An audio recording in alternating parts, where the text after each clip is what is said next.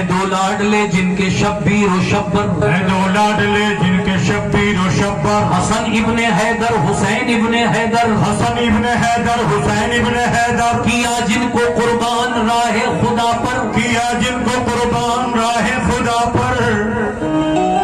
हैं दो लाडले जिनके शब्बीर व शब्बर, हैं दो लाडले जिनके शब्बीर व शब्बर, हसन इब्ने हैदर हुसैन इब्ने हैदर, हसन इब्ने हैदर हुसैन इब्ने हैदर, किया जिनको कुर्बान राहे खुदा पर, किया जिनको कुर्बान राहे खुदा पर। भला कौन होगा अली सा दिलावर, भला कौन होगा अली सा दिलावर। वो मुश्किल कुशा है, वो मुश्किल कुशा है, वो शेर खुदा है, वो मुश्किल कुशा है, वो शेर खुदा है। मोहम्मद के दामाद अली मुर्तजा है, मोहम्मद के दामाद अली मुर्तजा। उन्हें रब ने बख्शी है मुश्किल कुशाई, उन्हें मानती है खुदा की खुदाई, उन्हें फातिमा जैसी बीवी मिली है, तभी तो लक़ब उनका मौला अली। उन्हें फातिमा जैसी बीवी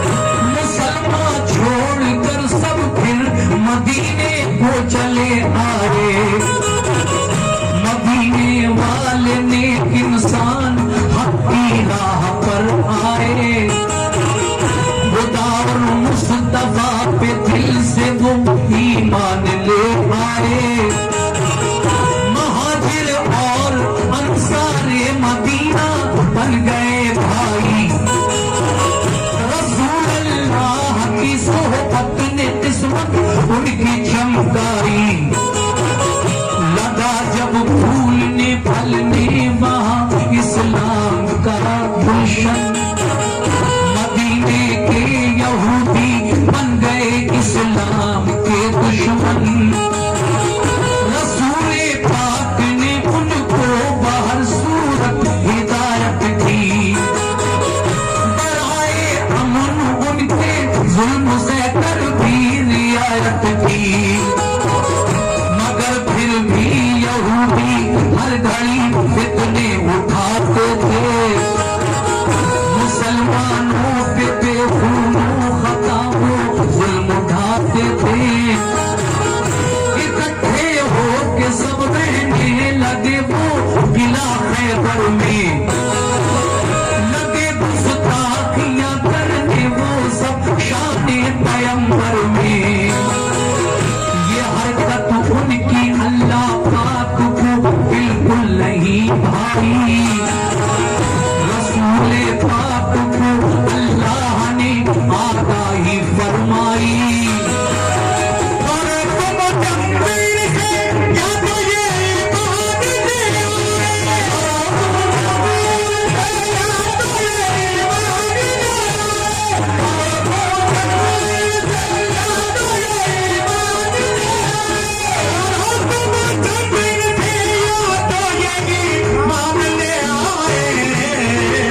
न छोड़े जुल्म करना तो मदीने से निकल जाए, न छोड़े जुल्म करना तो मदीने से निकल जाए, न छोड़े जुल्म करना तो मदीने से निकल जाए, न छोड़े जुल्म करना तो मदीने से निकल जाए।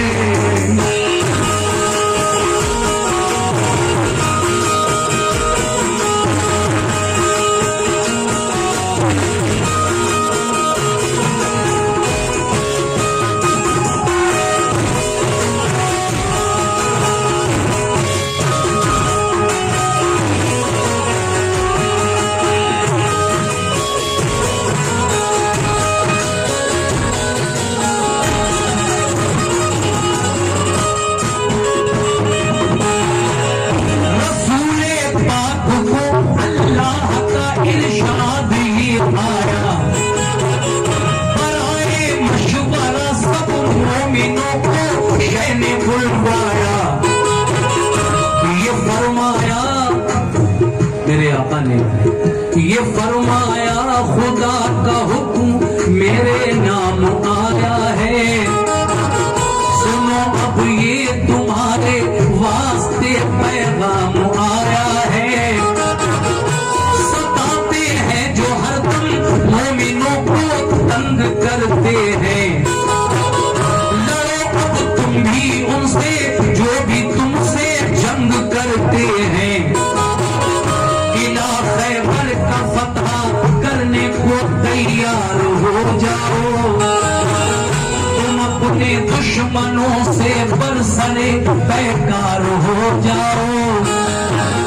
ये सुनकर हो गए खुश अहले ईमान सब मदीने में, ये जज्बा दीन का था मौजिज़न हर एक के सीने में। हुआ तैयार लश्कर खिदमत इस्लाम करने को, खुदाए पाक की तौहीद सब में आम करने को। अबू बकर उमर उस्मान अली सरदार लश्कर थे, सभी अल्लाह वाले जानिसाना के पैगंबर थे। शहादत की तमन्ना में चले घर से मगन होकर, उड़ाया मज़हक़ा दुश्वारियों का खंदज़न होकर। लिया एक जायज़ा सरकारे तो आलम ने लश्कर का, इरादा कर लिया हर एक ने अब जंगे खैबर का। वो लश्कर का नवाज़ी थे नबी के चाहने वाले,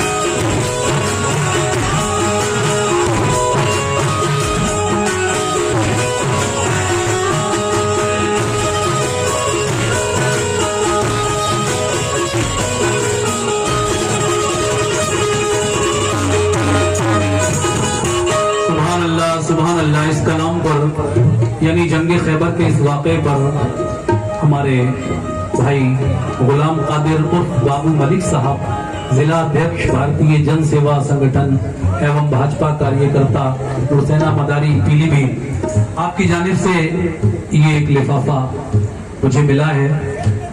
बहुत बहुत शुक्रिया जनाब गुलाम कादिर उर्फ बाबू साहब, बाबू मलिक साहब का, जिन्होंने जंग खैबर के इस कलाम पर मुझे अपनी मोहब्बतों से नवाजा है। देखिए साहब, बहुत अच्छा सुन रहे हैं आप, मैं अगला बंद आप तक पहुंचाऊंगा इंशाल्लाह। और जुड़ जाइए मेरे साथ। इधर जो लोग बैठे हैं, मैं आपसे भी तवज्जो, पीछे जो खड़े हैं आपसे भी, मेरी माँ और बहनें भी माशाल्लाह बहुत बड़ी तादाद में हैं, सभी लोगों से खुसूसी तवज्जो अगले बंद पर। कैसे?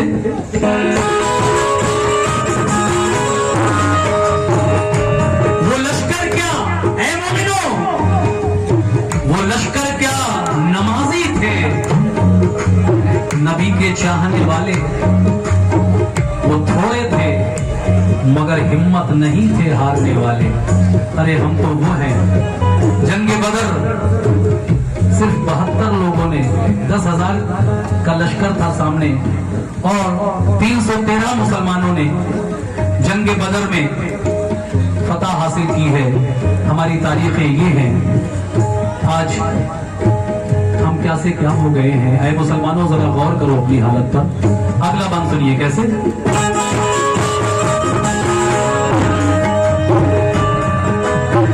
न था एहसास कुछ उनके लिए कमजोर हालत पर, नहीं भूले समाते थे मोहम्मद की कयादत पर। कयादत में रसूल अल्लाह की सब चल दिया लश्कर, हुआ फिर खेमज़न लश्कर, वो नज़र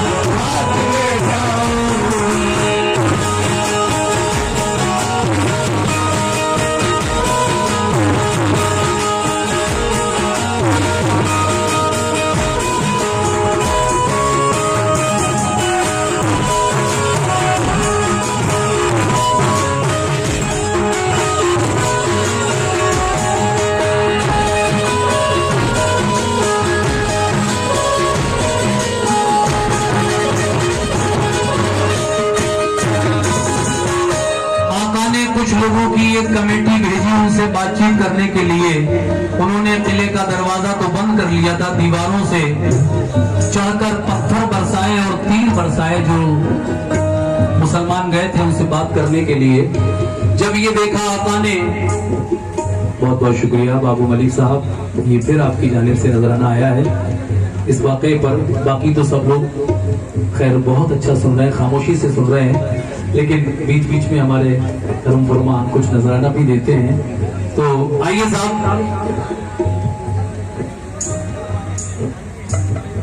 कहाँ गए सब डीटीसी के मेंबर और सब कहाँ हैं लोग भाई? जिन्होंने 2100 दिए, 1100 दिए, वो नजर नहीं आ रहे। सब है, सब है। शकील साहब कहाँ है? सब सुन रहे हैं, सब सुन रहे हैं। कहीं भी नहीं सुन रहे। जब मेरे पास पैसे नहीं आए तो मैं सुन लिया, मैं समझ रहे सुन ही नहीं रहे। नहीं, मैं तो पढ़ रहा हूँ ना। देखिए साहब, ये तो एक हो गई वैसी बात हंसी के लिए, लेकिन मैं जहां था फिर वहीं लौट आया। आप लोग भी बराए करम जुड़े रहिए और वाक़े का बीच में तसलसल खराब मत कीजिएगा, बड़ी मेहरबानी होगी।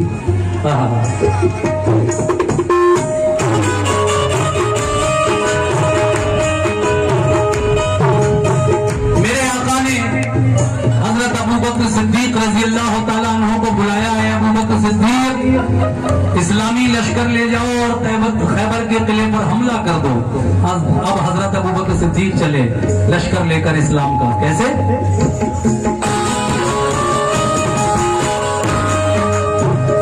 दिखा दो शान ईमान हो सदाकत कुफ्र वालों को, मिटाकर जुल्म के फैलाओ अब हक के उजालों को। ये सुनकर हजरत अबू बकर उठ बैठे दिलेरी से, चले बोले कि लश्कर किला खैबर की तरफ लड़ने। किले को देखा चारों सिमत थी पत्थर की दीवारें, यहूदी किले से करने लगे तीरों की बौछारें। बहुत मजबूत दरवाजा था एक फौलाद आन का, इसी बाइस गुजर होना किले में गैर मुमकिन था। खैबर के किले का दरवाजा फौलाद का, आहन का, बहुत मजबूत। तो दरवाजा तो बंद है, पत्थर की दीवारें हैं किले की, कोई जाए तो आखिर जाए कहाँ किले के अंदर, और ऊपर से वो तीर पत्थर बरसा रहे हैं। लेकिन दिन भर लड़ा इस्लाम का ये लश्कर अबू बकर सिद्दीक की क़यादत में। शाम हुई तो क्या हुआ? इसी बाइस गुजर होना किले में गैर मुमकिन था। किले पर फौजी दीवारों पे चढ़कर पहरा देते थे, कोई लड़ने जो आता पत्थरों से काम लेते थे। फौजी गिरा लेकर कोई आता था किले पर, तो पहले तार बरसाते थे उन पर तीर और पत्थर।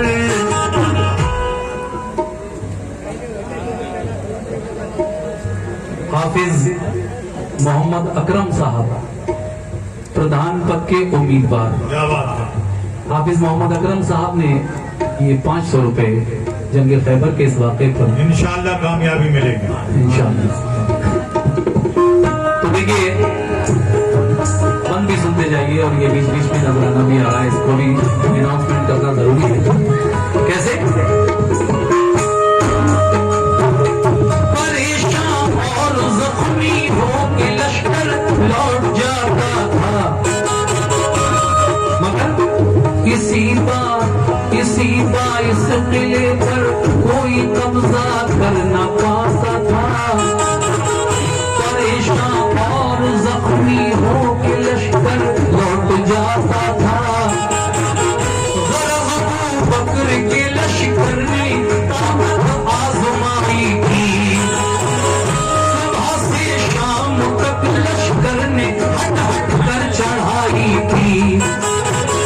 कोई जब शाम को नाकाम वापस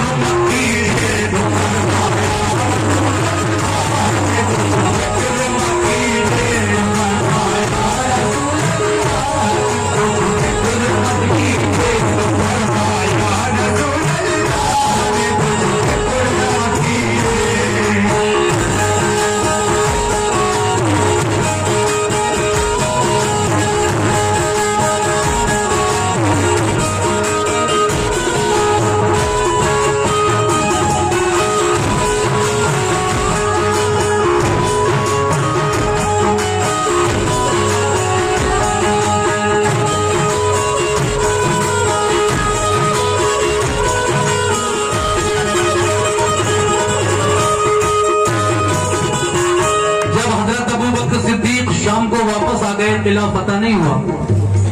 अगले दिन हजरत उमर फारूक आजम रज़ियल्लाहु ताला अन्हु को आका ने भेजा, क्या कहकर, सुने, फिर उमर फारूक को फरमाया आका ने, खैबर पे जाओ आज तुम भी तीर बरसाने। उमर ने भी कहा लब्बैक फरमाने मोहम्मद पर। वो पहुंचे लेके लश्कर उस किला खैबर की सरहद पर।